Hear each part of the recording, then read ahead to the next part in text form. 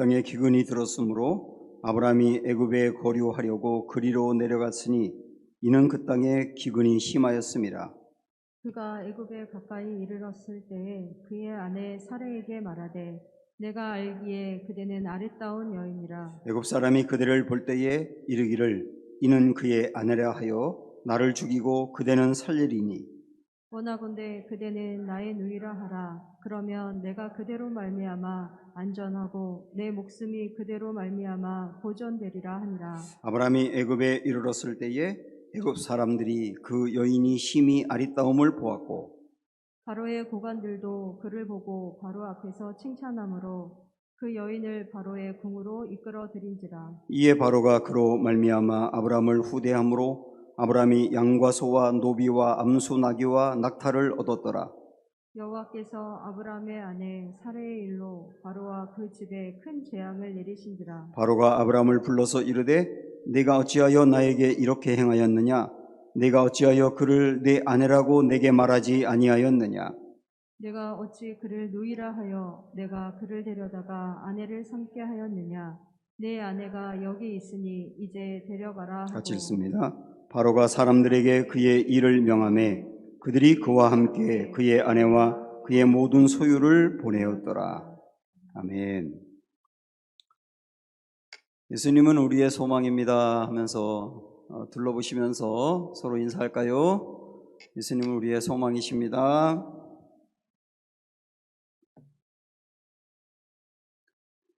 재작년이던가요? 제 후배 목사님이 저를 찾아온 적이 있습니다. 군목을 마치고 미국으로 가서 공부를 13년 정도 했다 하더라고요. 박사학위를 받기 위해서 13년을 공부했습니다. 죽을 고생을 했다고 그랬습니다. 사모님은 세탁소에서 일하고 이것저것 하면서 뒷바라지를 해주고 고생을 했어요. 그런데 13년 동안을 그렇게 공부하면서도 교회에서 열심히 봉사하고 세례를 받지 못하면서도 헌신하고 계속 그런 거 오직 하나 박사학위 잘 마치고 돌아가면 길이 열릴 거다 그런 생각을 한 겁니다. 다 박사학위를 마치고 한국에 돌아왔는데 돌아와 보니까 오라고 하는 교회가 없어요. 그 다음에 교수 자리가 딱 하고 생길 것 같았는데 교수 자리가 열리는 것도 아니에요. 그래서 이 학교 저 학교 다니면서 강사 일을 하고 그리고 어떤 조그만 교회에 그냥 함께 협력하면서 목회를 하는데 자고 이 앞에서 밥을 먹으면서 그런 과정들을 쭉 얘기하면서 눈물 흘리면서 저에게 하는 얘기가 형, 나 그렇게 고생하고 그렇게 헌신하고 그렇게 수고했으니까 하나님이 내 길 열어줄 줄 알았는데 하나님 나에게 너무 무심하다고 그러면서 막 우는 거예요. 제가 뭐라고 말할 수가 없더라고요. 그 잔상이 참 오래 제게 남아 있습니다. 목사님인데도. 그리고 오늘 말씀을 준비하는데 대번 그 생각이 딱 나는 거예요. 지난주 우리가 봤지 않습니까? 아브라함이 갈대아 우르라고 하는 땅에 살고 있었는데 하나님이 그를 전격적으로 찾아가서 그 땅을 떠나라 하고 이끌어내셨어요. 그에게 갈대아 우르라고 하는 것은 그 인생의 울타리입니다. 그 안에 있어야 안전하거든요. 그런데 주님이 그걸 흔들어서 그것을 떠나게 했단 말이에요. 그래서 어떤 힘에 이끌려서 떠나서 하란에 왔는데 그 아버지 데라가 거기에 머물러 있었다 그랬죠. 15년 동안. 그냥 거기에 살려 했는데 하나님의 아버지가 돌아가시고 난 다음에 또다시 아브라함을 끌어내셨는데 그때 약속을 하신 거예요. 내가 내 말을 듣고 따라가면 이것을 따라 네가 원하는 땅으로 가면 너에게 땅 줄게. 그리고 민족 줄게. 그리고 복의 근원이 되게 할게. 너로 인해서 많은 사람이 복을 받을 거야. 그 어떤 약속을 붙들고 온 곳이 가나안 땅이었거든요. 여러분들이 이 아브라함을 생각할 때 굉장히 신앙이 좋은 사람이 아니라 이제 새신자의 단계를 벗어난 사람이에요. 그런데 그 힘에 의해서 가나안 땅까지 왔어요. 얼마나 기대가 많았겠습니까? 하나님이 이런 거 준다고 했으니까 그 약속 붙들고 잔뜩 기대하고 왔는데 막상 와보니까 10절을 보세요. 어떤 일이 있었죠? 그 땅에 기근이 들었으므로 이렇게 나오잖아요. 그러고 왔는데 그 땅에 가기만 하면 만사 형통일 줄 알았는데 기근이 있는 거예요. 이게 아브라함을 큰 고민에 빠뜨리는 거 아닙니까? 우리도 마찬가지잖아요. 어떤 큰 헌신을 하고 나면 잘못하면 실망한다 그러거든요. 큰 헌신을 하고 나면 큰 헌신을 한 만큼 큰 기대가 있는 거예요. 그런데 자기가 크게 기대하는 것대로 채워지지 않으면 그때 오는 것이 뭐냐면 실망이거든요. 근데 이 실망이 누적되면 하나님에 대한 불신으로 가기가 쉽습니다. 그런 고민들이 우리에게도 있을 수 있고 또 지금 이러는 분도 있을 수 있고 또 이런 문제를 만났을 때 이걸 어떻게 극복해 가야 되느냐, 이게 굉장히 중요한 것을 생각해 보려고 합니다. 아브라함은 기근이 들었을 때 많은 고민을 했겠죠. 분명히 이 땅으로 인도한 것 같아서 왔는데 기근이 들어서 숱한 고민을 했겠습니다만 결국 어떻게 했느냐면 다시 보세요. 10절. 그 땅에 기근이 들었으므로 아브라함이 애굽에 거류하려고 그리로 내려갔으니 이는 그 땅에 기근이 심하였습니다. 애굽으로 내려갔다고 나옵니다. 이때 당시 애굽은 지금의 미국이라고 생각하시면 돼요. 가장 화려한 땅이고 그리고 살기에 부요한 땅이고 그 땅으로 가면 괜찮겠다 하고 떠났다는 거죠. 자, 여기서 아브라함이 처음에 하나님의 약속 붙들고 떠났다가 기근을 만났을 때 애굽으로 떠났다고 했는데요. 왜 떠났는지를 잘 생각을 해보셔야 됩니다. 왜 떠났느냐? 먼저 말씀을 드리면 아브라함은 이런 상황에서 어떤 전제라는 게 생긴 거예요. 어떤 전제. 그게 어떤 전제냐면 약속대로 순종했는데 그럼 기근이 없어야 되잖아. 이런 생각이 있는 거죠. 좀 쉽게 말씀을 드리면 내가 하나님의 말씀대로 정말 열심히 봉사하고 순종했는데 그러면 내 일이 잘 풀려야 되잖아. 여러분 이런 생각 하시죠? 그런 생각이 아브라함 안에 있었던 겁니다. 새신자니까 더 그랬겠죠. 내가 이만큼 열심히 하는 것만큼 이만큼 잘 돼야 되는데 내가 이만큼 열심히 했고 순종했는데 일이 안 되었잖아. 그러면서 하나님에 대해서 무책임한 하나님이라는 생각을 갖게 된 거예요. 분명히 나에게 이 땅을 떠나라 해놓고 떠나면 많은 것들을 준다고 약속을 해놓고 그 약속 붙들고 떠난 나에게 이렇게 하다니 정말 하나님 무책임해, 이런 생각이 드는 겁니다. 그래서 이건 아니잖아 그러면서 떠난 거예요. 그러니까 여기서 여러분 전제라는 말을 잘 기억하세요. 전제라고 하는 어떤 전제냐? 하나님이 나름대로 헌신을 한 나에게 복을 줘야 되는데 내 일을 꼬이게 했다. 하나님 무책임하다 라고 하는 전제가 시련 속에서 생긴 거예요. 시련 속에서. 한번 여러분 생각을 해보시죠. 약속 따라 순종하고 헌신하면 다 잘 되어야 되는 겁니까? 약속대로 순종하고 헌신했는데 어려움을 당하면 안 되는 겁니까? 우리 약속대로 순종하면 어려움 당하면 안 된다고 생각하잖아요. 이 전제가 우리에게도 있는 거예요. 이미 신앙에 이 전제가, 그 전제가 내 안에 가득할 때는 시련 속에서 이 문제를 해결하기 어려운 거예요. 이 전제 때문에. 하나님이 우리와 함께 해도 풍랑이 있을 수 있어요. 그런 전제가 있는 사람은 내가 열심을 내어서 헌신했는데 어려움이 왔을 때 힘들긴 해요. 힘들지 않은 사람이 누가 있겠어요. 잠시 실망도 합니다. 그러나 좌절해서 넘어지진 않아요. 이 전제가 있으니까. 하나님이 함께해도 풍랑이 있을 수 있는 거야. 그러나 이 풍랑은 최종 목적지가 아니야. 최종 목적지로 가는 하나의 과정일 뿐이지. 이런 전제가 있는 사람은 이 풍랑 속에서 넘어지지 않는다니까요. 근데 아브라함은 아직까지 그 전제를 갖기가 어려운 신앙의 상태였던 거죠. 결국은 그런 전제, 하나님은 약속대로 행한 나에게 무책임한 분이야 라고 하는 전제가 애굽을 향하여 가나안을 떠나게 만들었다는 거예요. 그런데 애굽을 향하여 가나안을 떠난 그것으로 문제가 하나가 아니에요. 그것을 애굽으로 들어갔습니다. 그런데 자, 하나님은 무책임한 분이야. 그 말은 뭐예요? 하나님 신뢰하지 못하겠다는 거죠.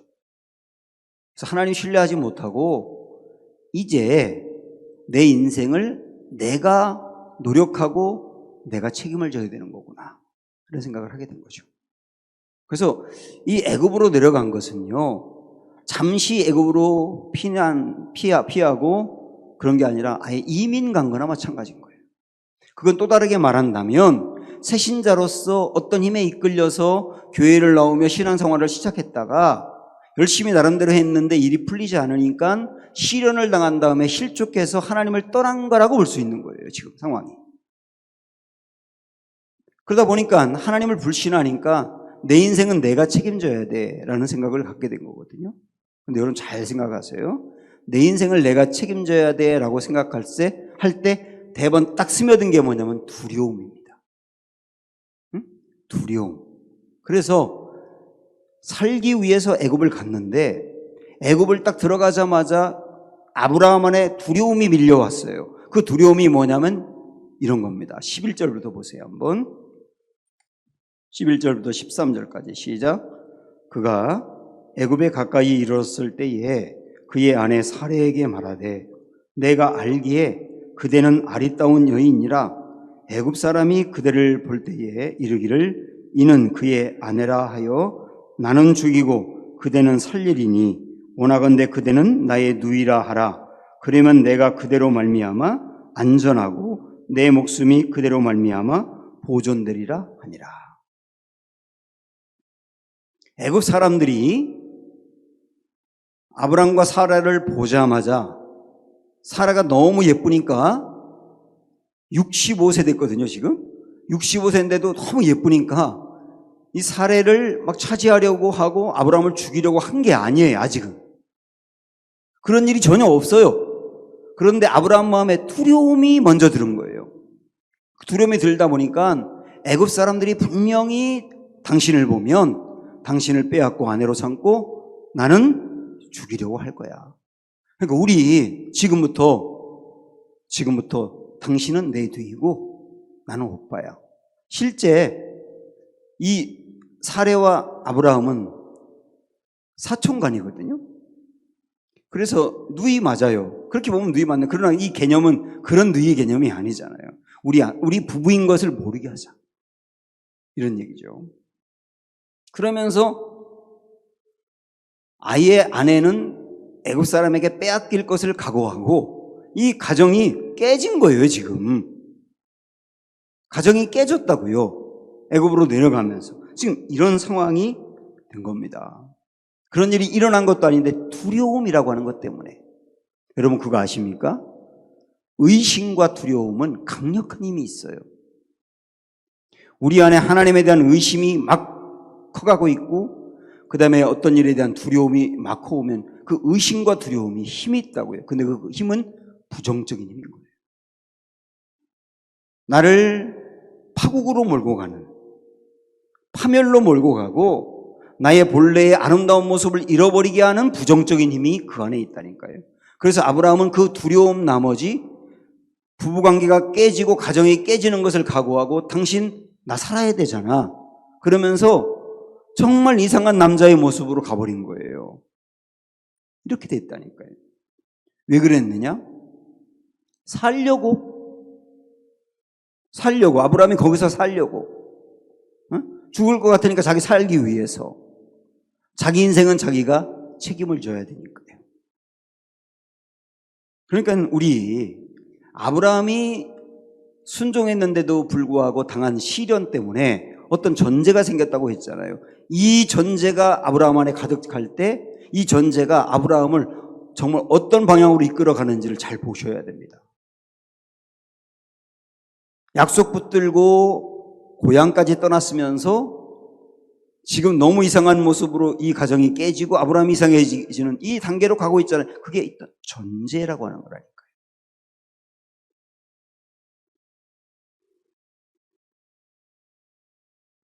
만일 이 아브라함이 이런 시련을 당할 때 이런 전제가 있었다고 생각을 해보십시오.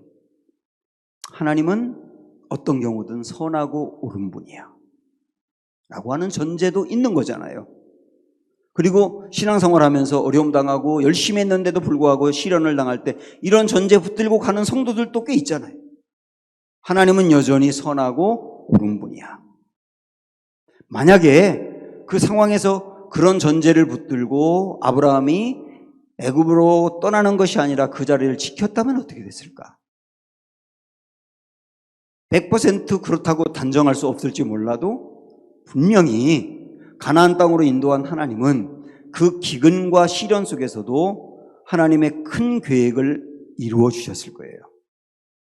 마치 엘리야가 먹을 것이 없을 때 까마귀가 그에게 먹을 것을 물어다 주고 그리 시냇가에 물을 마시면서 살았던 것처럼 하나님이 까마귀를 통하여 물을 통하여 그 기근 중에 있는 아브라함과 그의 가족을 먹이시고 살리셨을 거예요. 그때 아브라함은 맞아 하나님은 선하고 어떤 경우도 옳은 분이야 라고 하는 전제가 있었다고 한다면 그 상황에서 하나님을 크게 경험했을 겁니다.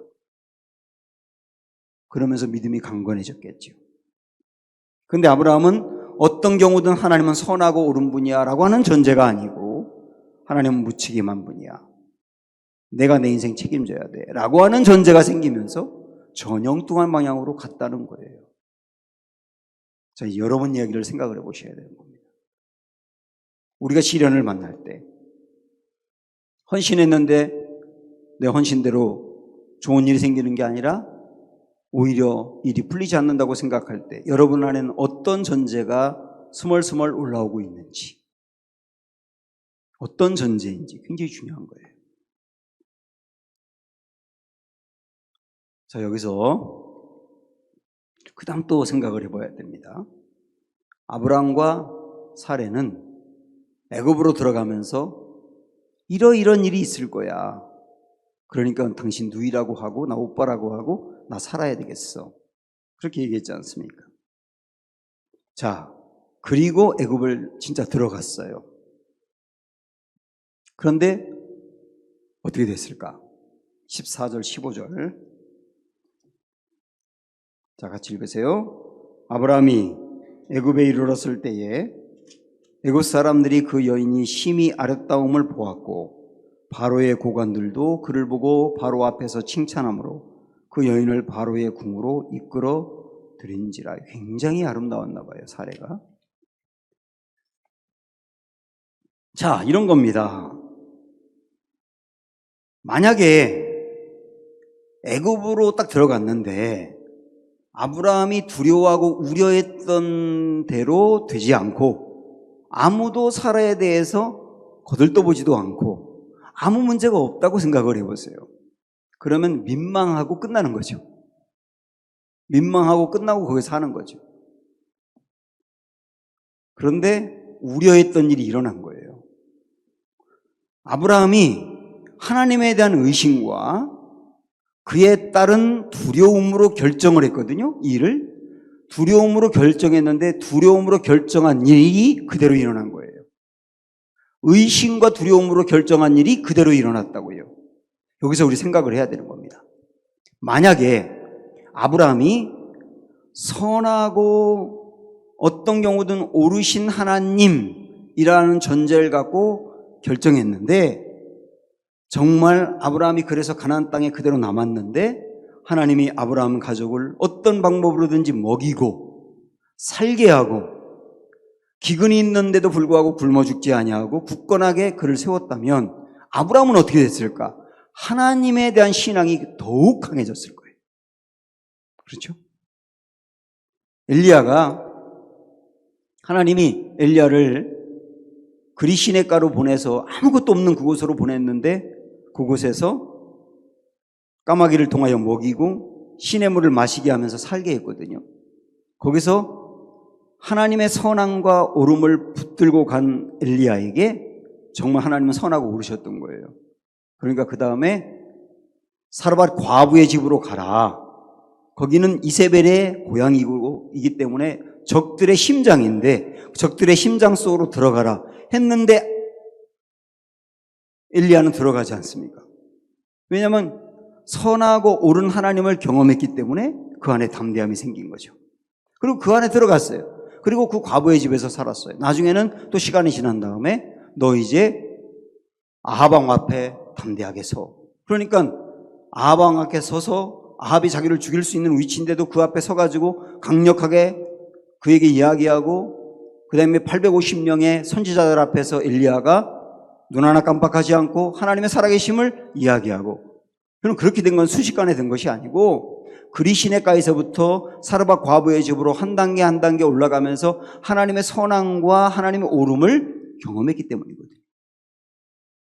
그러니까 우리가 시련을 만나고 어려움을 만났을 때도 하나님은 선하고 옳은 분이야라고 하는 전제를 갖고 밀고 나갈 때 정말 하나님의 선하고 옳은 분임을 경험하면 경험할수록 우리 안에는 하나님에 대한 신뢰, 강건한 믿음, 시련 속에서도 흔들리지 않는 믿음, 굳건한 중심, 이런 것들이 두둑두둑 쌓여가면서 강건해진다니까요.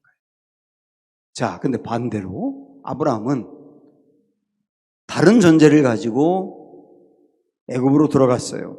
의심과 두려움을 가지고 이런 일이 일어날지도 몰라라고 말했어요. 그런데 진짜 그런 일이 일어났어요. 사람들이 사례를 빼앗아가고 왕이 그를 데려다가 아내로 삼아버리고 하는 일이 진짜 일어났어요. 그럼 어떻게 되는지 아세요?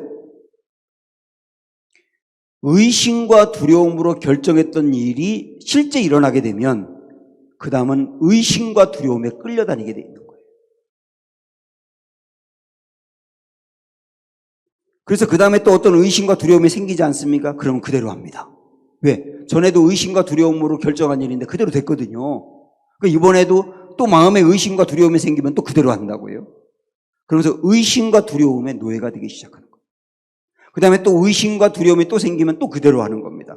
계속 의심과 두려움의 종이 되어서 끌려다니는 인생이 되는 거예요. 지금 아브라함은 그 단계로 들어가고 있다니까요. 굉장히 무서운 거죠.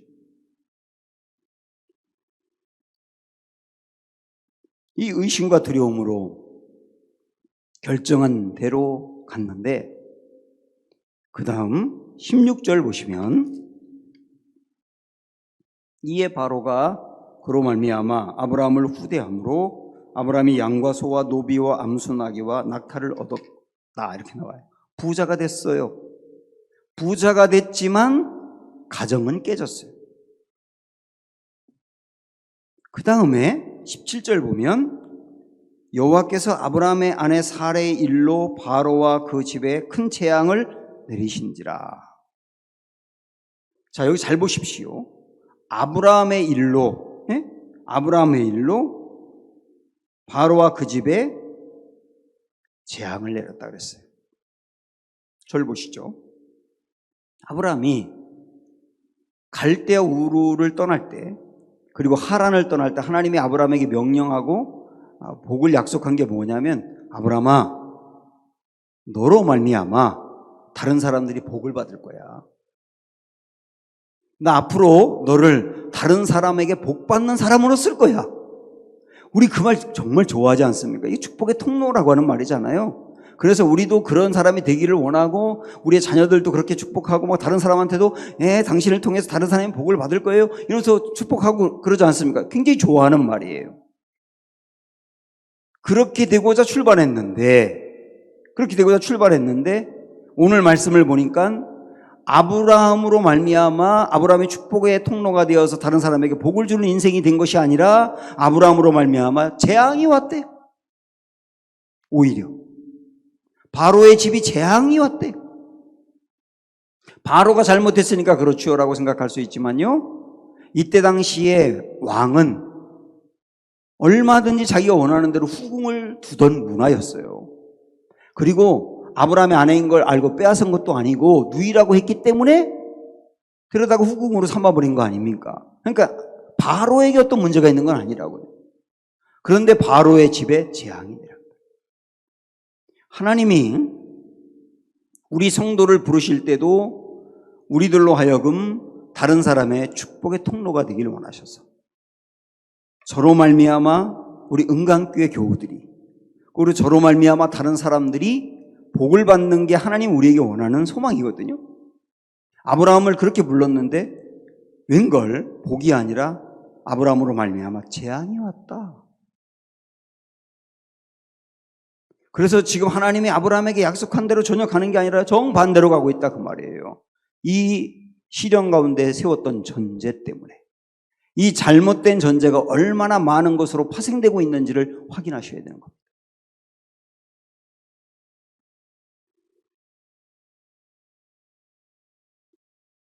그래서 우리는 다시 말씀드리지만 어떤 시련을 만났을 때도 여러분 이걸 잊지 마십시오. 이 전제를 가지셔야 되는 겁니다. 이런 말씀들이 성경에 있는 것은 우리에게 알게 하기 위함이거든요. 우리 시련을 만났을 때도 이 전제를 잊지 않자. 하나님은 선하시다. 하나님은 오르시다. 이거 붙들고는 밀고 나가는 거예요. 그리고 경험해 가는 겁니다. 그게 신앙이에요. 자, 지금까지 아브라함의 잘못된 전제에서 얼마나 많은 일이 파생되고 있는지, 아브라함 개인에게, 아브라함 가정에, 심지어는 바로에게까지 얼마나 부정적인 일들이 계속 일어나고 있는지, 이게 다 아브라함의 잘못된 결정 때문이거든요. 자, 그러면 여기서 우리가 생각할 건 뭐냐면 하나님이 잘못 걷고 잘못된 길을 가고 있는 아브라함에게 재앙을 내리셔야 되잖아요. 그런데 누구에게 내렸다고요? 바로에게 내렸다고요. 분명히 그랬지 않습니까? 17절에 바로와 그의 집에 재앙을 내렸다고 그랬잖아요. 이건 바로에게 내릴 게 아니라 아브라함에게 내려야 된다니까요. 아브라함이 책임을 져야 되고 아브라함이 재앙을 받는 게 마땅합니다. 그런데 하나님은 오히려 바로에게 내리고 아브라함에게는 아무런 벌을 내리지 않은 거예요. 왜 그러셨을까요? 하나님은 우리가 변화되기를 원하십니다. 그래서 우리가 잘못된 길을 걸을 때 우리를 변화시키는 방법은 휘초리가 있어요. 휘초리로 우리를 때리는 거예요. 징계하는 거예요. 그럼 휘초리가 아파서 깨닫고 변화됩니다. 이런 경우도 하나님은 하십니다. 그런데 오늘 아브라함에게 하신 것은 휘초리가 아니라 정반대예요. 휘초리를 맞아야 될 사람이 휘초리를 맞는 게 아니라 사랑을 받는 거예요. 그가 재앙을 받고 그가 책망을 받아야 마땅한데 하나님은 재앙을 아브라함에게 내린 게 아니라 바로에게 내리고 아브라함에게는 아무 일이 일어나지 않게 하신 거예요. 근데 이것도 왜 그랬느냐? 아브라함의 변화를 위해서라고. 아브라함은 자기가 무슨 잘못을 했는지를 분명히 압니다. 분명히 알기 때문에 자기가 벌을 받고 재앙을 받는 게 마땅한 것도 압니다. 그런데 하나님이 자기에게 벌을 내린 게 아니라 오히려 사랑을 주신 거예요.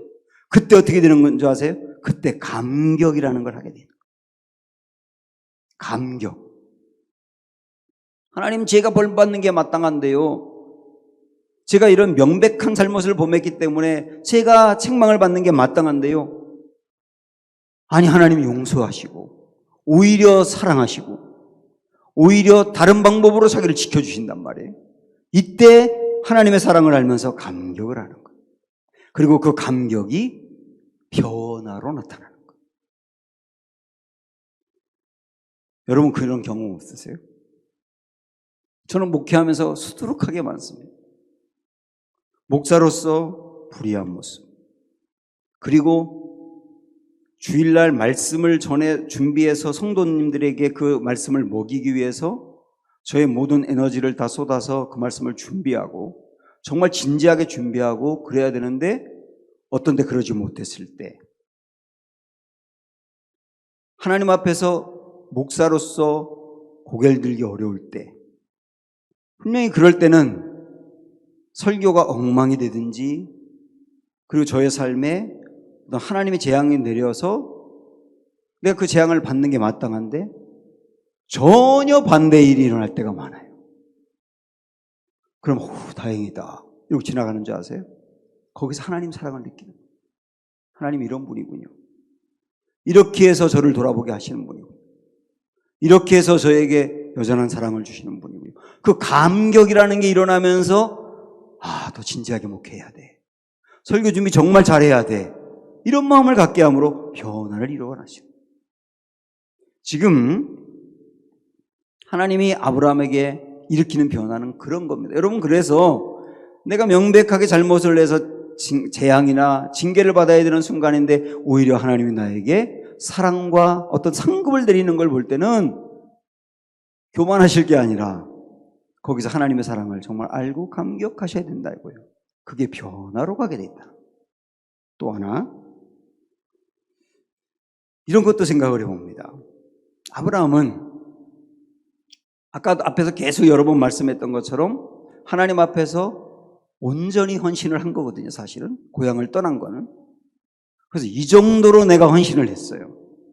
이 정도로 헌신을 했는데, 그래서 하나님 앞에서 나는 자격이 있다고 생각을 하고 복받을 만한 일을 했다고 생각을 하고 그렇게 생각을 하고 왔을 가능성이 많거든요.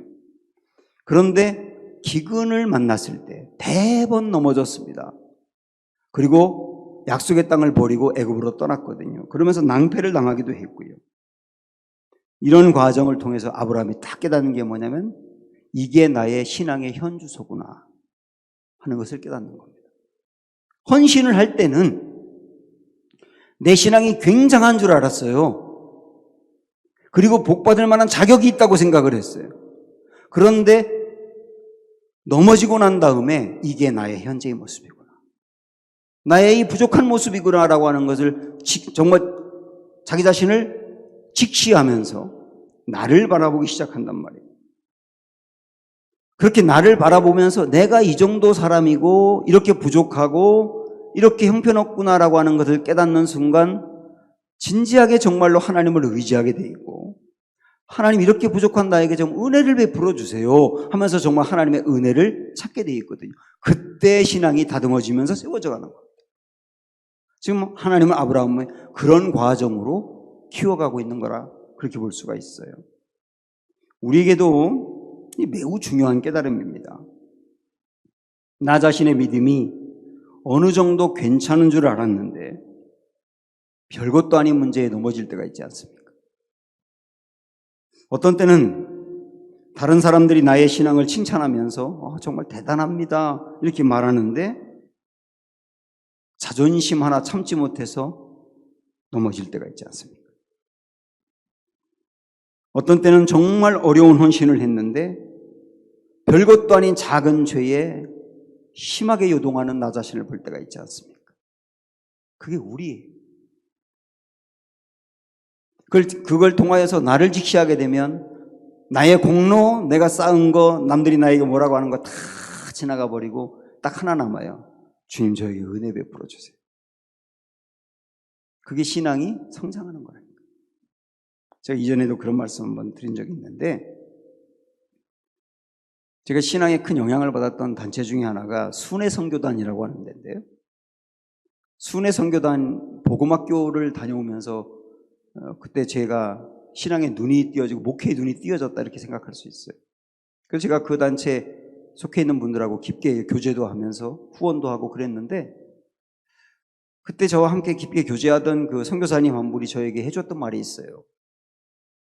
이 순회 선교단은 무소유를 강조하는 단체입니다. 그래서 거기에 들어가면 모든 재산을 다 헌금을 하든 어려운 사람 도와주든 다 버리고 거기에 그냥 몸만 들어가서 거기서 주님 먹여주는 대로 먹고 살고 그러는 것입니다. 근데 상당히 많은 사람들이 무소유를 생각하면서 거기 들어가요. 굉장한 거죠. 엄청난 결단이죠. 애들과 함께 들어가는데 다 버리고 들어간 거예요. 그리고 그런 사람들이 함께 모여서 공동으로 생활을 합니다. 그런데 그 선교사님이 저에게 무슨 말을 했냐면 이러더라고요. 목사님, 생각을 해보세요. 모든 걸 다 버리고 무소유로 살겠다고 결단하고 온 사람들입니다. 그리고 그 사람들이 다 모여있는 단체입니다.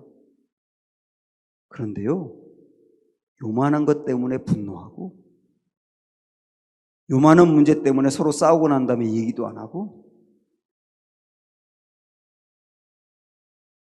그리고 별것도 아닌 그 유혹에 펑펑 넘어져 버리고 그런다는 거예요. 그래서 실망한다는 거예요.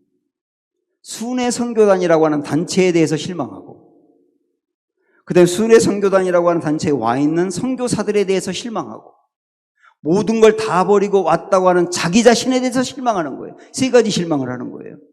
그런데 놀라운 게 뭐냐면 그 실망을 하고 난 다음에 드디어 신앙이 세워지기 시작한다. 사람을 보는 것도 아니고 자기 자신의 의로움을 보는 것도 아니고 다 별거 아니야. 다 무너져. 사람이 그런 거야. 라고 하는 것을 정말로 알고 나서 바닥까지 경험하고 나면 거기서 딱 하나 남는 게 오직 주님의 은혜밖에 없습니다. 그렇게 세워진다는 거거든요. 근데 그게 진정으로 신앙이 되는 거예요. 사랑하는 여러분, 오늘 아브라함이 겪었던 이 엄청난 시련과 시련 속에서 그가 세웠던 잘못된 전제와 그로 인해서 일어났던 일들, 그로 인해서 도리어 깨닫고 신앙이 다듬어지며 세워져 가고 있는 이런 일들 하나하나가 우리의 이야기 아니겠습니까? 이것을 말씀으로 붙들고 이 말씀을 여러분의 삶의 안내자로 삼아서 극복해야 될 것 극복하고 세워져야 될 부분이 새롭게 세워지는 은혜가 있기를 소망합니다. 주는 완전합니다. 함께 찬양합니다.